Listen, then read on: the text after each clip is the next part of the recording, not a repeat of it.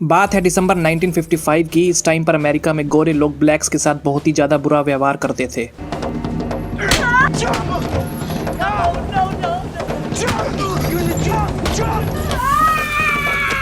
इसी दिन bus stand के पास खड़ी एक बस के अंदर एक ब्लैक गर्ल बैठी हुई थी। चुपचाप बिल्कुल खामोश वो बस के चलने का इंतजार कर रही थी। लेकिन तभी एक व्हाइट अमेरिकन आदमी उस बस में चढ़ता है एंड वो देखता है कि व्हाइट्स ओनली सीट पर एक ब्लैक लेडी बैठी हुई है। तो वो गोरा आदमी उस ब्लैक लड़की को उस सीट से हटने के लिए बोलता है, हट बे साली। जिस पर वो लड़की बोलती है नहीं और वो उठने से मना कर देती है। हालांकि उसे पता था कि उसके ऐसा करने से उसके साथ क्या क्या और कितना बुरा हो सकता है, फिर भी उसने ऐसा किया। एंड सिर्फ इस एक नो ने यूनाइटेड स्टेट्स ऑफ अमेरिका में काले लोगों का पूरा फ्यूचर ही सेट कर दिया। लड़की के सिर्फ ना बोलने से इतना बड़ा बवाल हो गया कि उसका एक नो एक बड़े से आंदोलन में बदल गया। एंड इस आंदोलन में कितने ही लोगों को मार दिया गया, बीच चौराहे पर उन्हें पकड़ के फूंक दिया गया, खूब दंगे फसाद हुए। पुलिस ने ब्लैक कम्युनिटी के लोगों को जेल में बंद करके खूब तोड़ा, उनके बीवी एंड बच्चों तक को भी नहीं छोड़ा। उस लड़की के सिर्फ एक नो बोलने की वजह से पूरी ब्लैक कम्युनिटी के साथ आगे क्या क्या होने वाला था इसका उसे अंदाजा भी नहीं था।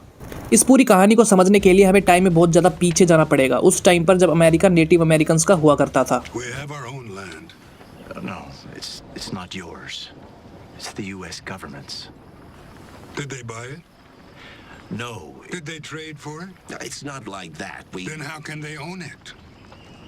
नेटिव अमेरिकन्स ही अमेरिका के एक्चुअल निवासी थे। ये brown skin tone Indian Americans थे जो शांति से अपने देश में रहते थे। लेकिन उसके बाद यूरोपियंस मुंह उठाकर इनके देश आ गए। इनके कल्चर एंड इनके ज्यादातर लोगों को मिटाकर ये खुद इनके देश में गैंग टेक के बैठ गए एंड इन्होंने यूनाइटेड स्टेट्स ऑफ अमेरिका को अपडेट करके गोरों का देश बना दिया था। लेकिन यहाँ सबसे इंटरेस्टिंग सवाल ये आता है कि जब यूनाइटेड स्टेट्स अपडेट होकर गोरों का देश बन चुका था तो साउथ अफ्रीका के ब्लैक मामाज यहाँ कब और कैसे आए थे? वेल, जब ब्रिटिशर्स ने यूएसए पर कब्जा किया तो उन्हें ऑफकोर्स गुलामों की जरूरत थी। सो वो साउथ अफ्रीका के काले लोगों को स्पेशली जेल में बंद करवाकर जबरदस्ती अमेरिका लेकर आए थे। इन ब्लैक लोगों से ये ब्रिटिशर्स मार मार के प्रॉपर दिहाड़ी लगवाते थे एंड कभी कभी तो इनके काम के पैसे भी नहीं देते थे। इन ब्लैक गुलामों के पास ना ही खुद के राइट्स थे एंड इनके साथ बहुत ही ज्यादा भेदभाव किया जाता था। बिना बात के इनको लपेट दिया जाता था और ऐसा कई सालों तक पीढ़ी दर पीढ़ी इनके साथ हुआ। लेकिन जब 1776 में यूनाइटेड स्टेट्स ऑफ अमेरिका आजाद हुआ तो सिर्फ गोरे लोगों को ही और ज्यादा गोरे लोगों से आजादी मिली थी। काले लोगों की तो अभी और फील्डिंग लगने वाली थी, क्योंकि ये व्हाइट स्किन वाले यूरोपियंस हमेशा से ही व्हाइट कलर को ही सुपीरियर मानते आ रहे हैं। एंड अगर आपको यूरोपियंस के डोमिनेंस नेचर का सिर्फ अंदाजा लगाना हो तो सिर्फ इतना जान लेना कि ये लोग इतने हरामी थे कि एक दूसरे देश में जा करके वहां के लोकल्स को मारकर खुद वहां के मेजोरिटी ऑफ लोकल्स बन गए एंड फिर किसी तीसरे देश से जबरदस्ती लोगों को कैद करके उन्हें यहाँ पर लाकर उनसे जबरदस्ती स्लेवरी करवाते थे। खैर, ये तो इनकी ब्रुटैलिटी का सिर्फ एक छोटा सा नमूना था। यूनाइटेड स्टेट्स में काले लोगों के साथ हमेशा से ही जानवरों जैसा बर्ताव किया जाता था एंड ये सिलसिला कई सौ सालों तक चला। आजादी के बाद इन्हें स्लेवरी से तो छुटकारा मिला, लेकिन इनके साथ अब भी बहुत ज्यादा भेदभाव हुआ करते थे। इनके साथ इतनी ब्रुटैलिटी होती थी कि कई बार तो व्हाइट्स लोग मिलकर किसी काले को पकड़कर निपटा देते थे। 1882 की यह इमेज देखिए जिसमें कुछ व्हाइट अमेरिकन ने मिलकर एक काले आदमी की फिल्म बना दी थी। हाल ही में जैसे बांग्लादेश में एक हिंदू के साथ हुआ था वैसे ही कुछ इस आदमी के साथ भी हुआ था। लेकिन इतना झेलने के बाद भी ब्लैक्स इन गोरों का कुछ उखाड़ नहीं सकते थे। 90s आते आते काले लोगों के हालात थोड़े और बदले, लेकिन व्हाइट स्टैंडर्ड कंडीशन अप्लाई के साथ, क्योंकि आजादी के बाद से ही इन गोरे लोगों ने अपने कंफर्ट के हिसाब से खुद के अपने पर्सनल लॉज भी बना दिए थे। इस टाइम पर अमेरिका में जिम क्रो लॉज चलता था, एक अलग तरह का कानून जिसे गोरों ने ही बनाया था ताकि काले लोगों की जमात उनसे दूर रहे। इस लॉ की वजह से African American and European American का सब कुछ अलग अलग कर दिया गया था, जैसे कि अलग स्कूल्स, पार्क्स एंड रेस्टोरेंट्स। काले लोग गोरों के साथ बैठकर ना ही खा सकते थे ना ही शॉपिंग कर सकते थे एंड इन लोगों की जॉब्स भी गोरों से अलग होती थी एंड इनके नेबरहुड भी, यानी कि गोरों के एरिया में काले लोग रह तक नहीं सकते थे। काले लोग कहीं जॉब करते तो उन्हें पैसे भी एक गोरे के कंपैरिजन में कम मिलते। ब्लैक्स के बच्चों को व्हाइट्स के बच्चों के स्कूल में जाना तक अलाउड नहीं था। यहाँ तक कि अगर कोई ब्लैक का बच्चा गलती से इनकी स्कूल बस में भी बैठ जाता तो उसे जलील करके भगा दिया जाता था। ये सभी रूल्स जिम क्रो लॉज के अंडर लीगली अलाउड थे, मतलब कि ब्लैक लोग देश के सिटीजन्स होते हुए भी एक सेकंड क्लास सिटीजन्स की तरह ट्रीट हो रहे थे। शॉर्ट में कहूँ तो अगर उस टाइम पर आप उस कंट्री में एक ब्लैक निगाह हो तो तुम्हें हमेशा गोरों से पीछे ही रहना पड़ेगा। बस में तुम्हें पीछे वाली सीट पे बैठना पड़ेगा एंड गोरों के सामने मुंह पर टेप लगा के रखना पड़ेगा एंड यहाँ तक कि तुम्हें तो इलेक्शन में वोट देने का भी राइट नहीं है। काले लोगों की पहली जनरेशन तो यहाँ पर गुलाम थी जो इन यूरोपियंस का कुछ उखाड़ नहीं सकती थी, इनके आगे कुछ बोल नहीं पाती थी। लेकिन समय के साथ इनकी 8वीं से 10वीं जनरेशन अब थक चुकी थी इनके जुल्म सहते सहते। सो काले लोगों की कम्युनिटी ने मिलकर इसके खिलाफ आवाज उठाई, क्योंकि इस टाइम तक ब्लैक लोगों की कम्युनिटी मिलकर एक हो चुकी थी और इसकी शुरुआत हुई थी अमेरिकन सिविल राइट्स मूवमेंट के शुरू होने से।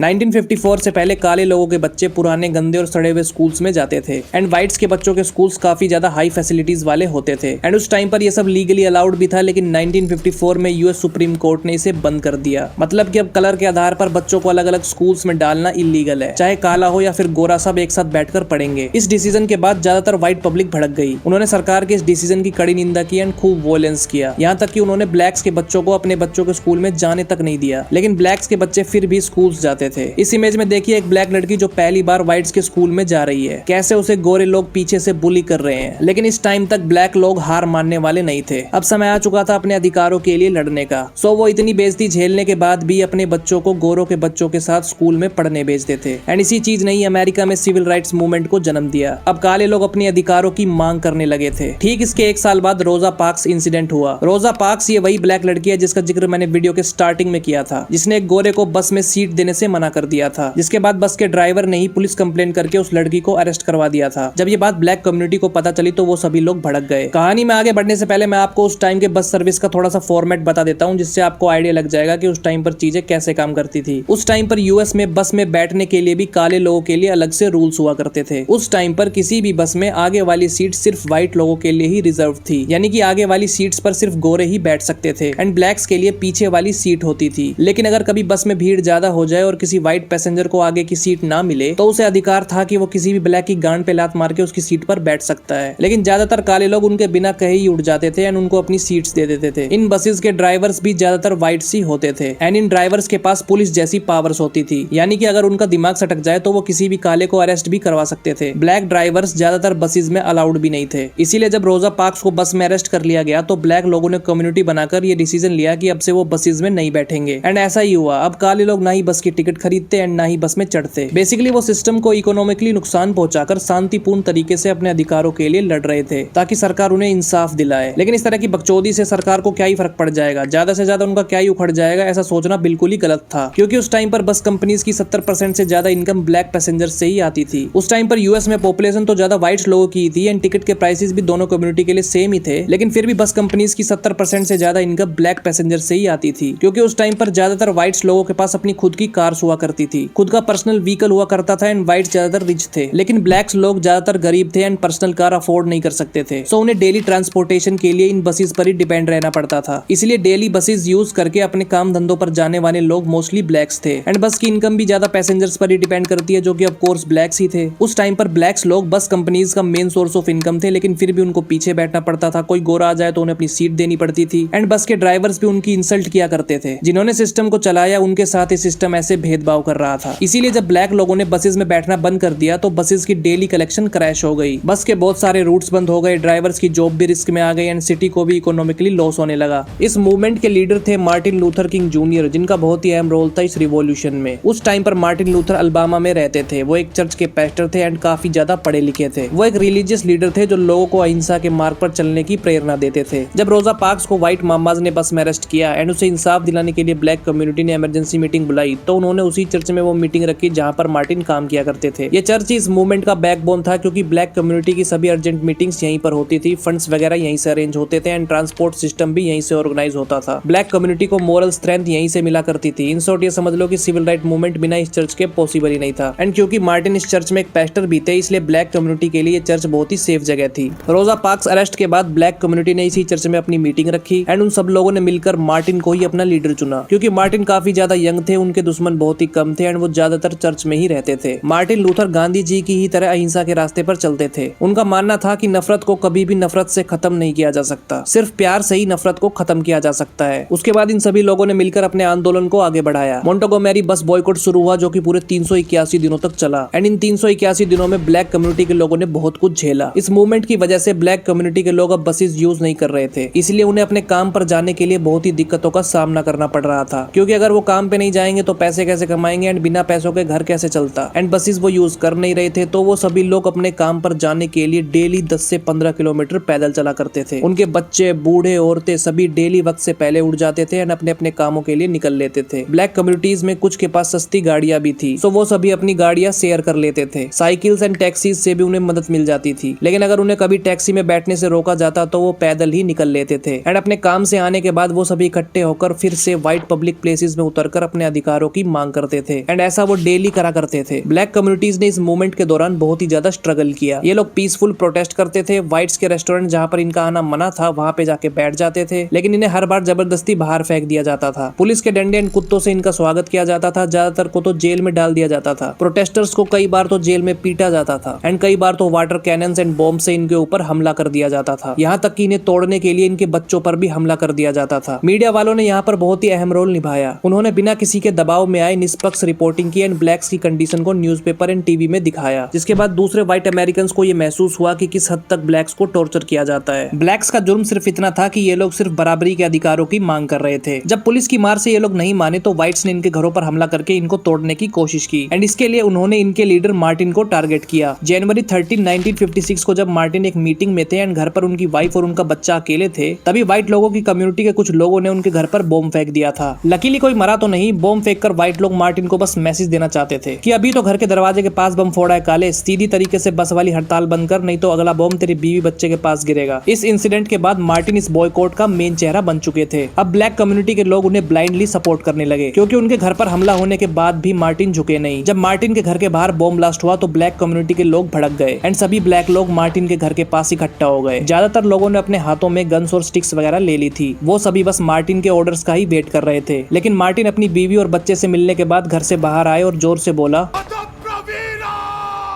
मजाक कर रहा हूँ। उन्होंने कहा कि हमें वॉयलेंस नहीं चाहिए, जो हम लोग कर रहे हैं वो सही है। अगर मैं मर भी गया तो भी ये आंदोलन रुकना नहीं चाहिए। हम लोग बिना किसी को भी नुकसान पहुंचाए अपने अधिकारों के लिए लड़ेंगे। उनकी स्पीच ने ब्लैक एंड व्हाइट कम्युनिटी में होने वाले दंगों को रोक दिया। इस आंदोलन का सबसे यादगार पल था मार्च 1963 में, जब वॉशिंगटन में मार्टिन ने अपनी आइकॉनिक स्पीच दी थी, जिसे सुनने के लिए 2 लाख से भी ज्यादा लोग सड़कों पर उतर आए थे। ऐसा नहीं है कि सिर्फ ब्लैक लोग ही उनके सपोर्ट में थे, बल्कि बहुत से गोरे भी उनके साथ थे उनके इस आंदोलन में। उनकी स्पीच की एक बहुत ही फेमस लाइन थी जब उन्होंने कहा था कि मेरा एक सपना है कि मेरे चारों बच्चे एक ऐसे देश में रहे जहां पर उन्हें उनके रंग के आधार पर उन्हें जज न किया जाए। इसी टाइम पर एक और लीडर थे ब्लैक कम्युनिटी के, मैल्कोम एक्स, लेकिन उनके विचार मार्टिन से थोड़े अलग थे। उन्होंने अपनी स्पीच में ब्लैक लोगों को भड़काते हुए कहा कि लातों के भूत बातों से नहीं मानते। मैल्कोम नॉन वायलेंस जैसी चीज में विश्वास नहीं करते थे। मैल्कोम ने अपनी स्पीच में कहा कि आजादी के लिए जो भी जरूरी हो वो करो, एक एक गोरे की बुंड फाड़ दो, सेल्फ डिफेंस में किसी को मारना भी पड़े तो मार डालो पैंचो, ब्लैक होने पर गर्व करो, व्हाइट लोगों के बनाए हुए सिस्टम पर डायरेक्ट अटैक करो। मार्टिन एंड मैल्कोम के रास्ते तो अलग थे, लेकिन उनकी मंजिल एक ही थी। We want freedom by any means necessary. We want justice by any means necessary. We want equality by any means necessary. We must get in our hearts that it is possible to be courageous and yet non-violent. Black लोगों ने इस आंदोलन को 381 दिनों तक बरकरार रखा and महीनों स्ट्रगल करने के बाद आखिरकार 1964 में सिविल राइट्स एक्ट बना, जिसके अकॉर्डिंग पब्लिक प्लेस में अब रेस, कलर, रिलीजन के नाम पर डिस्क्रिमिनेशन बैन कर दिया गया। 1965 में ब्लैक लोगों को वोट करने के राइट्स मिले एंड 1968 में हाउसिंग एक्ट पास किया गया। अब ब्लैक लोग किसी भी कॉलोनी में घर खरीद सकते थे एंड रेंटेड अपार्टमेंट ले सकते थे। लेकिन क्योंकि काले लोग दंगे नहीं करेंगे, इसका मतलब ये थोड़ी ना है कि व्हाइट लोग चुप रहेंगे। एंड क्योंकि अब ब्लैक कम्युनिटी के लोगों को बराबरी के राइट्स मिल रहे थे तो कुछ गोरे भड़क गए एंड उन्होंने कई सारे सिविल राइट्स एक्टिविस्ट को जान से मार डाला। 1963 में उन्होंने मेडगर रीव्स, जो कि एक सिविल राइट एक्टिविस्ट थी, उन्हें मार डाला। 1965 में मैल्कोम एक्स को मार डाला एंड 1968 में उन्होंने उनके लीडर मार्टिन लूथर को भी मार डाला। इन सभी के मरने के बाद यूएस में बहुत से दंगे फसाद हुए। व्हाइट्स एंड ब्लैक्स एक दूसरे के जान के प्यासे हो गए, लेकिन कुछ समय के बाद सब कुछ शांत हो गया। रोजा पार्क्स को छोड़ दिया गया एंड उन्होंने अपनी पूरी जिंदगी ब्लैक्स लोगों के सुधार में लगा दी एंड आज दुनिया उन्हें mother of civil right movement के नाम से जानती है। आज के टाइम में ब्लैक लोगों के हालात उस टाइम से तो काफी ज्यादा बेहतर है। क्राइम रिकॉर्ड्स हो या म्यूजिक या मूवी इंडस्ट्री हो या फिर पॉर्न इंडस्ट्री हो, ब्लैक लोग हर जगह तबाही मचा रहे हैं। अब हर फील्ड में ब्लैक लोग आगे आ रहे हैं एंड साल 2009 में पहली बार बराक ओबामा, जो कि एक ऑल ब्लैक थे, यूएस के 44th प्रेसिडेंट बने। ये पहली बार था हिस्ट्री में जब एक ब्लैक आदमी व्हाइट हाउस में बैठकर देश को चला रहा था। Martin Luther and Rosa Parks ही वो रीजन है जिसकी वजह से आज ब्लैक्स लोग अमेरिका में तबाही मचा रहे हैं। मार्टिन की वजह से ही स्ट्रेंजर थिंग्स का कल्ला लूकस एक एलिजाबेथ नाम की व्हाइट अमेरिकन को दबा के चूस रहा है। मूवीज एंड टीवी सीरीज में ब्लैक लोगों की लाइफ तो काफी अच्छी दिखती है, लेकिन अगर ग्राउंड रियलिटी की बात करें तो आज भी अमेरिका में ब्लैक कम्युनिटी के ज्यादातर लोग गरीबी में जी रहे हैं। पुलिस भी उनके साथ वायलेंटली बिहेव करती है। मूवीज में एंड ब्लैकड की वीडियोस में काले लोगों की कंडीशन तो ठीक दिखती है, लेकिन मॉडर्न रेसिज्म आज भी है। हाल ही में 2020 में एक व्हाइट पुलिस वाले ने एक ब्लैक आदमी जॉर्ज फ्लॉयड को ठोक दिया था एंड लोग बस सड़कों पे ब्लैक लाइव मैटर्स चिल्लाते रह गए थे। रेसिज्म आज भी है, लेकिन मॉडर्न वर्जन का। सिविल राइट मूवमेंट ने ब्लैक अमेरिकन को लीगल इक्वालिटी तो दिलवा दी, लेकिन सोशल एंड इकोनॉमिक इक्वालिटी आज भी इनकम्प्लीट है। अमेरिका के सिर्फ लॉज बदले हैं, गोरे लोगों की सोच नहीं।